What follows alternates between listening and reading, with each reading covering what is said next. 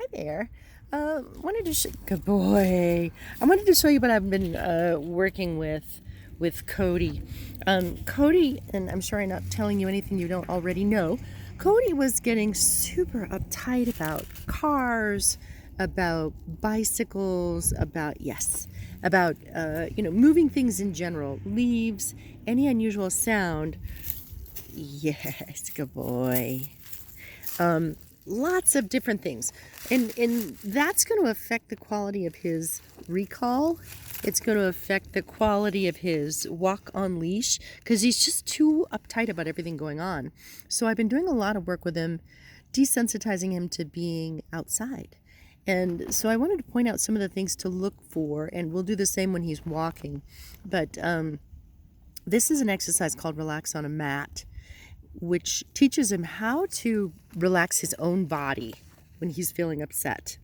When we're nervous about things, we can always kind of talk ourselves through it and, kind of explain it to ourselves. Like if you're walking into a big, cocktail party or something and you're nervous, you can always be like, take a deep breath, kind of talk yourself through it. Well, dogs can't really do that.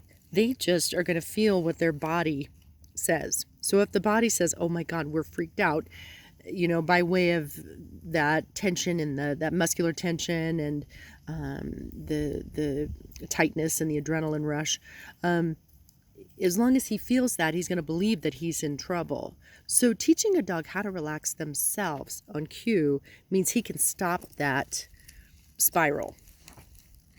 So that's what we're working on right now.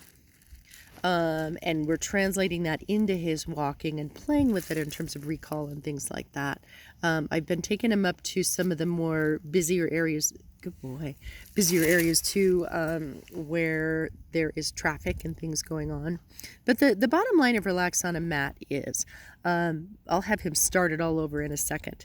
The level that he's at right now is putting his chin down on the ground.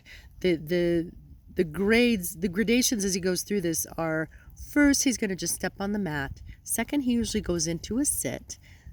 Third, he'll kind of relax into a down position.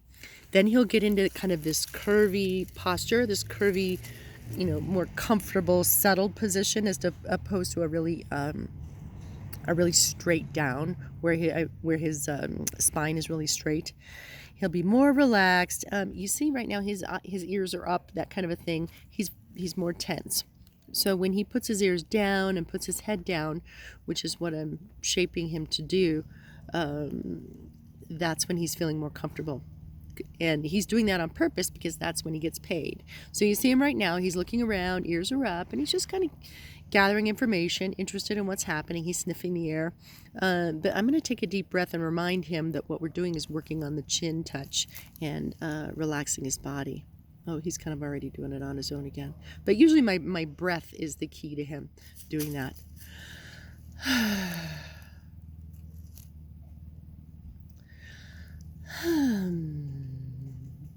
And he's still got something else he's thinking about, which is fine. But this is the beauty of this exercise, is having him go, oh, what's that? But then go, okay, I'm going back to the game of being relaxed. That's how he learns to manage this on his own. So we'll do some of this when you come to pick him up, and I'll actually do a different. I'll do a little video inside too, and you can kind of see step 1, step 2, step 3. But for now, that's really the biggie that we've been working on, is learning how to manage outside to the greatest extent that we can, and then to bring on the most comfort and the most relaxation that we can. So he's getting a little uptight. There's a little sniffing. It's okay. I'm going to see if he comes back. And he generally will, because he gets paid when he returns. But you can see he's tense about what's happening. Somebody coming out of a car, and he's like, oh my gosh, we got trouble. So I'm just going to let him kind of view that, and then I'm going to give him a deep breath, and then hopefully he comes back to me and begins the exercise again. There he goes. Good job. Nice. Very nice. And as you, sorry, you can't see very well. So as you can see, we usually start again from this position of the sit, and then he relaxes into the down. So again, he's watching, he's a little tense, just curious, nothing serious. But I'm going to just take a deep breath and see if he'll go back into the down position.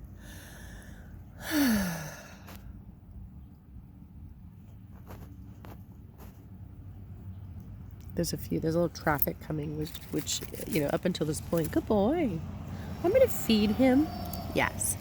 So there's a couple cars coming by here, and you can see that's a little upsetting to him, so I'm feeding him as the cars go by. So he's starting to connect cars with getting fed, and that's going to help his relaxation too.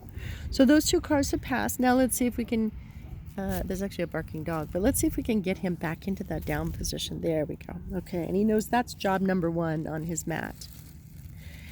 I'm going to start to feed him for things that I like. Ears are up, so he's curious about what that sound is. There's a dog barking in the house across the way. So I'm just going to take a deep breath. And the place where we're at now is that he's learning to put his chin down on the mat. You can see he's lying down. He's got that curvy posture in his body. And I'm just waiting for him to, again, come back to the exercise, because right now he's worried about the dog barking in the window. And there was a car just passing. There's lots to think about outside, and so you can see now he's sat up again because he's tense and he's worried. Ears are forward because he's worried about the dog. He just gave a little chuffing sound like he's about to bark. And there's a somebody mowing the lawn out there. But when you look at his posture, you can see all that tension in his body, all the tension in his face, around his mouth. Sorry, I'm trying to catch his face. Yes. You see his ears forward. He just being outside is not a very comfortable place to be right now. So that's what we've been working on. And he's made really good strides. Okay, we'll post more in a little bit.